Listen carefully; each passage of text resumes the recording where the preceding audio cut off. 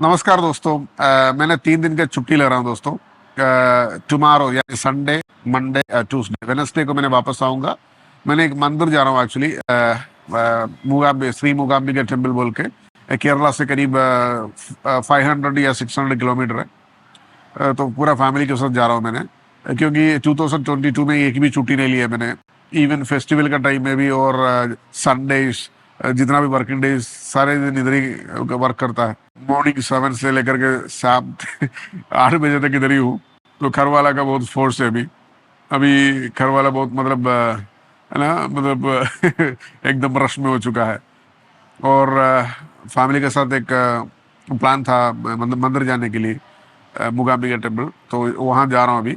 तो मंडे को, वेनसडे को मैंने वापस आऊँगा। मंडे ट्यूसडे मैंने छुट्टी रहेंगे दोस्तों। और जितना भी हेल्प एंड सपोर्ट के लिए मेरा टीम से कोऑर्डिनेट कर दीजिएगा दोस्तों। और जो सेल्स हो या आफ्टर सेल्स हो, जो भी हेल्प और सपोर्ट चाहिए मिल जाएंगे दोस्तों आपको। इवन आफ्टर सेल्स का और सेल्स का जो भी है, तो डेडिकेटेड कस्टमर केयर सर्विस आपको मिल जाएंगे दोस्तों रेंटेक से।